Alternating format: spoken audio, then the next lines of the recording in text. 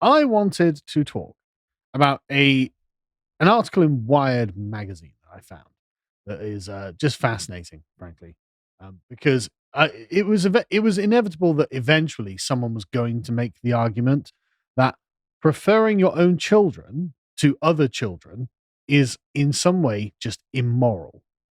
And that's literally the title of this article. Preferring biological children is immoral. How dare you? So they say most people say they want their kids to be their own genetic offspring, but such a desire is in conflict with other evolving values around parenting and family. Oh, we have evolving values now. Values, they're evolving. They're not standing still. You don't value, your kids. No. That's an archaic, primitive, throwback morality. The evolving, modern, progressive world means you have to prefer children that aren't your own. Evolving means with the march of time, things Yes. would change. Yes. There's been a lot of time in between now and the past. Yes. For some reason, only now. For some reason, only now. So they say for most of Western history, it was a given that a parent would want their children to be their direct progeny. Is it Western history? Is that Western history? Is it all history, all the time, everywhere?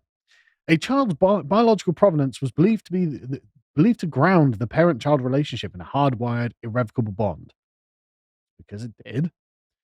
If anything, it was morally preferable that your child be directly related to you, since this was thought to provide a healthy foundation for growth and self-actualization, but no, also because it's yours. There's a lineage. You can already see that this now, the locus of focus on this is not, no, it's to provide a healthy foundation for growth and self-actualization. So it's utilitarian in conception. There is another conception that it's actually, no, it is my lineage that is transmitting through the ages that is required to go through my biological children. So that's really what people in the previous non-modern eras would have had primarily in their forefront, in their minds. And one bioethicist says that he expresses this line of argument when he writes that knowledge of one's biological parents is a basic good on which most people rely in pursuit of self-knowledge and identity formation. Yes, totally true. Completely straightforward. There's nothing wrong with that. This is, in fact, the crux of Burke's reflections on the Revolution of France. The family is a metaphysical continuum through time, occupying a particular place which carries with it the inheritance and traditions of a community. Precisely the point. It's like all of the work we've been doing on the website actually kind of forms a nexus on this article. In fact, we're going to get back to other things that we have done to continue proving these points. So anyway, returning to the article, it carries on. Yet this prioritization of biological inheritance, biologism, some people call it, has recently become unsettled. Has it become unsettled? Do we agree that it's unsettled? Previously, if you gave birth to a child, it was a simple certainty that they were genetically related to you. A biological fact was inextricably linked to their existence. Over the past few decades, however, practices like gestational surrogacy have shown that this need not be the case. Evolving family structures, advancements in fertilization, and embryonic screening technologies, and changing moral sentiments have all contributed to the growing reevaluation of this deceptively simple preference. Once we begin to disentangle what is truly possible from what we assumed was necessary, we are forced to look at this natural preference with fresh eyes. That's right. Because we've become freakish machine men who view the body as fungible material, our very morality has come into question. Well, this is what C.S. Lewis was talking about in The Abolition of Man, actually. That nature is something merely there to be conquered. And in fact, nature is the name we give to things that we have already conquered. And that, of course, the human being is just mere flesh. That's it. I'll go back to the article. He carries on. What we find is that when contextualized amongst our other modern ethical norms, this preference can feel downright ancient, a vestigial remnant of a different epoch, a fossil no longer animated by the same moral intuitions that gave it gravity in the past. Is this person living on Jupiter or something? Well, these ancient moral intuitions, parents don't really care about their kids. We've evolved past that. In fact, many of the arguments that might be made in favor of this prejudice run precisely counter to other changing attitudes towards parenting, family, and the role of biology and culture. I'm I mean, just going to check. Does this author have kids? I'm assuming no, right? But the thing is, they're really selling it to me. They're right. We should promote this ancient and pure morality. This is exactly as they're right. The change in the modern world has been entirely for the bad, and actually we should return to these traditions. I completely agree with them. Anyway, moving on. At the heart of biologism is the question of whether it is permissible to consider a child's genetics when deciding to become a parent. Again, you can see that this is all stuff we've already covered. Our improving ability to genetically screen embryos and the continued development of assisted reproductive technologies have enabled prospective parents to assess potential embryos for hundreds of traits, blah, blah, blah, and therefore we're getting into a kind of eugenicist position. And this, they say, has given a new sense of urgency to the thorny issues regarding how and to what extent biology should play into the decision to have a child, as it's clear that these considerations will play some role in the future. And again, we've arrived at this sort of brave new world perspective where the children aren't even really connected to you. In fact, are they really anyone's children? Is this something that actually we should really be considered about? Is it actually immoral to care about your own children? Are you, in fact, John the Savage? I take it you've not found this person's children. Well, the only thing I found is they live in New York City, and that kind of answered the question for me. Yeah, I think it does. But the point is, as you can see, they're bringing about the situation where John the Savage is such an ancient throwback, this primitive morality, that the moderns, us advanced, enlightened moderns, just can't even understand his perspective. You think your kids should be related to you? Are you a bad person? Is there something wrong with you? Don't you want to be genetically tampered with? You freak. That's literally where they're at. I was watching a video recently, Mm-hmm. and there's a TikTok of a 30-something sink. You remember what sinks are? Single income, no kids. Oh, yeah, yeah. Which, again, is only a term women would ever use. Yes. I love the idea of a man being like, I've got to go to single income. Anyway, so she sat there and she's boasting about how you parents, oh God, you don't get to have the great life I do. Because I got up this weekend and stayed in bed, because that was what I wanted to do. And then I saw a video about how to make shishike, I saw some this dish I've video. never heard of. I saw this video. Yeah, and she claimed to be 29, but it's like, you don't look 29. And then she mentions that, well, the rest of my day, I'm going to do that, and I'm going to go to an Adele concert at midnight or 1 in the morning because I feel like it. And isn't that great that I don't have to, God, have all the burdens that you guys do with taking care of your kids and doing the chores and having errands to run? And all the comments are just like, "Go, you need to get some kids.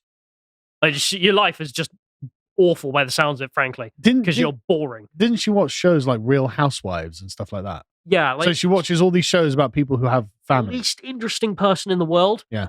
Because even you've got all this time, you're doing nothing with it. Yeah. Like literally, I'm just existing until I die. That's all they do. But the thing is, I'm just sat there thinking, well, I get up. I mean, I get up when I want because I run the business, but I want to get up in the morning. So there's something very slovenly about sleeping until midday anyway. But I get up and my 6-month-old daughter is in the same room and she always wakes up early. And so I wake up to these beaming smiles because she hasn't seen me for like 8 hours. And then she's like, oh, daddy. And so she's just nothing but smiles and giggles and like burbles and stuff, which is great. I get up, I go to work. I have a great job. I really like where I work. I go home and my kids are like, daddy, when I walk through the door, and they come and give me a big hug. And then like this weekend, it was my birthday. And so everyone, they had like a big party for me and a big barbecue. And so loads of my family came over and like all the kids were running around and just hanging out with my family. And it was amazing. And I'm just like, wow, I would so prefer what I have compared to what she has. And I get that. You know, you can definitely tell us about the glories of having kids. I can. But that lady there, I kind of, and the comments were just, go get some kids. But sincerely, I think that individual probably is quite happy doing what she's doing, even though it's, not interesting in the slightest and a complete waste of time. If she is, why does she feel the need to make a video about it? Why doesn't she just go and watch The Real Housewives? Well, that's the thing. Like this person here writing, I sincerely believe that there is actually some significant and increasing percentage of people my age and younger and so forth and a little bit older who are getting to that part in life when these questions come up, and then just deciding, nah, what if I just have fun all the time? As in, I do what I want because I've got money and therefore no kids, no responsibilities. But I mean, even if you're going to do that, at least do something interesting. For God's sakes, don't sit there watching Real Housewives. But I am doing what I want. Anyway, so they carry on, saying a few core beliefs have already solidified. Namely, we have converged on the idea. This is just consensus now, by the way. We've converged on the idea that if biology is to be a factor at all, it should only be considered insofar as it prevents harm and suffering. Right. So it's purely utilitarian. So there's no metaphysical transmission of your father and his traditions onto you and the morality that he infuses in you that you should pass on to your son, including your name, the heritage that you've been given. There's none of that. No, it's just about preventing harm and suffering, which I totally disagree with. I think there's a lot more to consider than that. But they say, oh well, as one MIT Laura Hersher puts it in the MIT Technology Review, public opinion on the use of assisted reproductive technology consistently draws on a distinction between preventing disease and picking traits. Studies like the one conducted by the John Hopkins Genetic and Public Policy Center seem to indicate that this intuition is broadly shared. Anything more than this minimal scope, and we begin to veer into the gnarled territory of gene fetishes and optimization logics well trodden by eugenicists. Right, so what are people appealing to there? They're not appealing to utility. They're saying, no, there is something, in fact, sacred about the nature of human reproduction, about the fact that it's not in our control, that is in some way out of bounds. We shouldn't be interfering in this way. So they carry on. If we accept this argument, then the relevant question becomes whether a child's genetic providence, their biological resemblance to the parent, prevents suffering. I mean, that's true. If we completely strip away the metaphysical concerns about the question of parentage and relationships, then yes, it does literally boil down to that. But that's because you have malformed the argument and the concerns that are in play. We can quickly begin to sense the difficulty in justifying that it does. It's unclear what sort of negative outcome is being avoided by opting for a genetically related child. This biological fact appears largely irrelevant to their well-being, especially when compared to those features that we do deem permissible for consideration. Plotted against the scale, prioritizing relatedness appears far closer to selecting for an arbitrary feature like height, as if height has no bearing on a person's life, than selecting against a deadly degenerative neural disease. So we have arrived in the realm of pure materialism at this point, and we are prepared to treat mere nature as something to be conquered. Proponents of biologism might argue that these ties do in fact produce significant relationship between the parent and child that proves critical to their happiness. Again, we're fully in utilitarian mode. It is purely, are the numbers going to go up or not? They explain all of this, but the thing is, actually, there are lots of studies that suggest that, yeah, it's bad to be adopted. It would be preferable to have your own biological parents being your parents. Obviously, it's better than not having a parents to be adopted, better than being an orphan. But it's still, I mean, as they say in this, they have lower academic performance, more increased diagnosed disabilities, more likely to go on to be drug addicts and homeless, blah, blah, blah, blah. Really have to prove that being an orphan is bad. Yeah, exactly. And being adopted is not the equivalent of having the love of your own biological parents. But it is better than not having any parents at all. But I mean, big deal. That's not what's in question here, right? So anyway, they carry on. On the contrary, this biological desire reinforces norms that we are explicitly aiming to dismantle. Right. There we are. That's the line that reveals everything about this, right? This is the nub of the issue. The biological desire reinforces norms that we are explicitly aiming to dismantle. Why are you explicitly aiming to dismantle the bond between a parent and their biological child? What is in it for you? That's the question. They are not moral scientists. They are not people who are discovering what good and bad are. They are moral alchemists. They are trying to create a new morality out of something else because they've decided that no, the traditional morality is archaic. We are discovering new ways of existing. And so we need to make sure that has the veneer of morality about it, even though the things that they are doing are actually immoral, right? They carry on. This places undue emphasis, as in the biological desire to have your own children, places undue emphasis on genetic similarity as a criterion for our ethical relations, running against our stated hopes to expand our nets of responsibility and care beyond the borders of nation, ethnicity, culture, and even species. So there we go. This is the morality of the globalist, right? The globalist thinks it is immoral to have a particular concern for any parochial group, like even down to your own children. The globalist will look at this and say, well, that is unethical. Why should you prefer that child to another child? Because it's mine. It's literally the only reason. And it's like the only reason I need to have, and it's good enough. Like, I do not need some moral alchemist coming along and trying to reformulate all of morality. So my moral constituency is the entire human race all the time. Like, that's mad. As they say, instead, it normalizes a certain conception of families that reinforces these parochial categories. I'm in favor of these parochial categories, right? Because this is the very heart of what Rousseau is doing with liberalism. This is the very, very essence of what liberal morality comes to. I'm unable to distinguish between one human and another when making a moral calculus. And so the entire human race must be the same to me, or I am a bad person. Isn't that mental that a parent would find, like Rousseau did? Rousseau put all 5 of his children up for adoption because he was a piece of S, right? He totally absconded his own moral obligations as a father to these children and just left them God knows what ends, right? And this is what they want for everyone. They want you to not think you have a moral obligation to your own children. You have a moral obligation to everyone else instead. Anyway, going on. It's for a similar reason that bioethicists like Hein Wang have pushed back against the desire for prioritizing racial sameness when selecting gametes for assisted reproduction, arguing that this practice ultimately perpetuates a particular normative conception of family that places undue emphasis on resemblances based on racialized traits.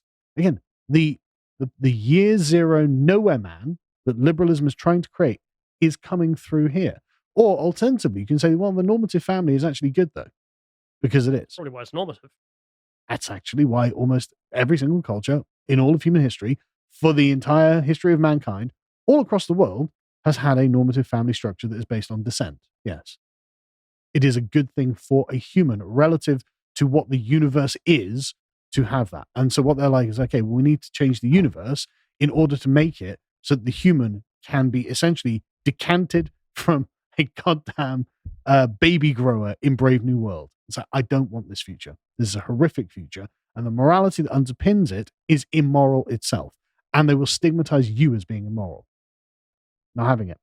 Using things like biological similarity to ground a parent-child relationship deconstructs the notion that parents should love their children unconditionally, undermining what scholar Rosalind McDougall calls the parental virtue of acceptance. Right. So now they think you should have conditional love for your own children if you love them at all. This is evil. This is just openly and flatly evil to try and interfere with the bond, the relational moral bond between a parent and their own children. That's an evil thing to do. And only an evil person does it. And these people are doing it in the name of liberalism, in the name of the universal man. This is an evil thing. Moreover, they carry on, the argument that this genetic tie has unique intrinsic value because it is natural steps into particularly dangerous territory. Oh, yes, natural things, particularly dangerous territory, right? It's precisely this argument that has been used for decades to discredit same-sex couples as unfit to be parents, right? So who's it dangerous to? It's not dangerous to the children. It's not dangerous to the children to say, oh, it's natural that you should have your own biological parents. That's completely safe for the children. That's the best possible scenario for the children. It's dangerous for LGBTQ ideology. Good. Oh no, what will we do without it? Exactly, right? And this ties into an interesting conversation I had with Philip Tanzer about why he thinks that actually the T's belong with the LGs and Bs. Because actually, the gender roles for lesbians and gays are actually not the same as for heterosexual people. These things are actually different. All of these things are, in fact, so different that actually they do kind of belong together in a way and separate from the heterosexuals who have to deal with the opposite sex. Because that's the thing. These people don't have to deal with the opposite sex. And so the gender roles are not the same. These things are, I don't want to say unnatural because I don't want to sound like I'm stigmatizing, but there is a qualitative difference between these things. Unusual. Unusual is a good way of putting it, but it's qualitatively different. It's not the same for two gay men to go out together as it is for a man and a woman to go out together. It's just not the same thing. Anyway, going back, an appeal to naturalism also easily leads into what bioethicist some retard calls patriarchal prejudices. I'm in favor of patriarchal prejudices completely. The idea that it's only natural for mothers to serve as primary caretakers because of their biological gestational relationship with the child. Well, I'm guessing that I can't chest feed it, mate. So what do you want? I'm guessing Ezio Di Nucci doesn't have kids, because if you did, you'd see that actually there is something that goes on uniquely between a mother and their children. This is, you can't help it. Well, even if you're so brain dead to not pick up, like you're completely autistic, you can't, like, I mean, physically, you cannot understand other people's emotions or facial features. You can see that, like, the kid it's not gonna work, mate. No, like, but it's much more than that. I mean, like, you know, for all of my children, my wife can tell their moods when they're inside of her. Right? She can feel their moods. What? Well, when she's pregnant, she can. Yeah, when she's pregnant, she can feel the moods of the children when they're inside of her. And I'm sat there going, right. That sounds like wizardry. Yeah, exactly. No, it's exactly. It is wizardry. And I'm very obviously not included in that bond. And that's okay. You know, I've got my own bond with them, you know, like, you know, that my kids' first words have always been dad, right? I know, but how stupid of a point is that? Where it's just like, strangely enough, I didn't have a kid for 9 months. Yeah, exactly. So there's something unique and magical that goes on between a mother and the children that the men simply won't understand. And that's okay. You build your own bonds, but there is something there. And he's just like, well, I mean, this is horrific naturalizing language that does serious damage and has danger to the LGBTs who want to, like, I don't care.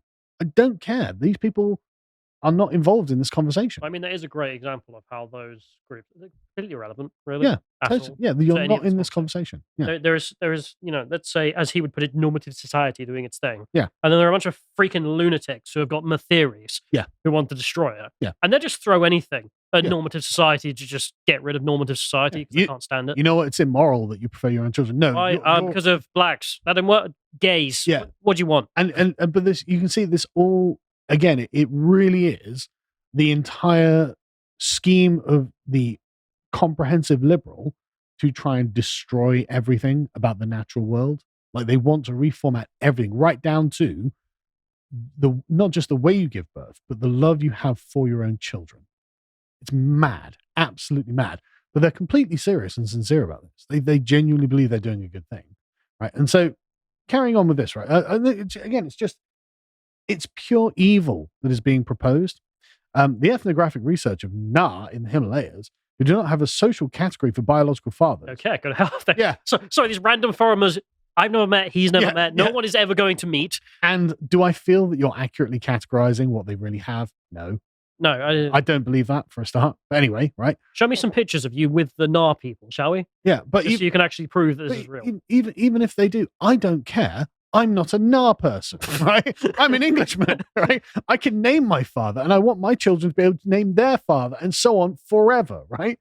But your argument as well is just like, well, you got your ethnic group, but this ethnic group does it different. So for some reason, you must do what they do. Exactly. It's never the other way around, where it's like, well, look, nah, people, come on, get with the times. Well, yeah, actually, that would probably be better for them. But anyway, this shows this, even as a concept as fundamental to us as fatherhood, is not an inevitable product of human biology, but it's an inevitable product of English culture. So I'm happy to keep that, right? Eliding the social phenomenon of parenthood with the biological phenomenon that only sets us up to reinforce the dated conception of the family at odds with our hopes for a more inclusive ethics. To hell with your inclusive ethics. I'm glad that the classic conception of the family is what's standing in your way, and I think it should stand in your way. And in fact, the more you go, well, this is just old hat, the more I think, well, that's a good advertisement. You know, because look at the current state of the world now. You know, your moral, your ethical evolution is destroying everything around us. It's not good. To say, well, this is old hat, that's good. But this really highlights why liberalism is a universal acid. It will destroy everything, and I'm totally right, and everyone who has disagreed with me on this is totally wrong, and this is the proof of it. Right down to the very relationship that a mother has with her own child.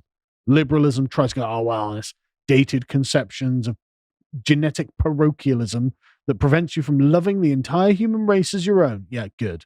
Deal with it, right? They carry on, but I'll leave it there. But essentially, you can see they will not stop doing this. They can't help but frame it as their moral crusade to destroy everything, including the family. They can't stop themselves. Thanks for watching that segment from the podcast Lotus Eaters. If you enjoyed it and fancy supporting us, then you can go to our merch store and buy a mug, a hoodie, or anything else that we've got on there at the merch.lotuseaters.com. And if you're interested in learning more about what we do on a day-to-day basis, you can follow us on social media on Twitter at lotuseaters_com and also on Getter at lotuseaters_com. Thank you very much and goodbye.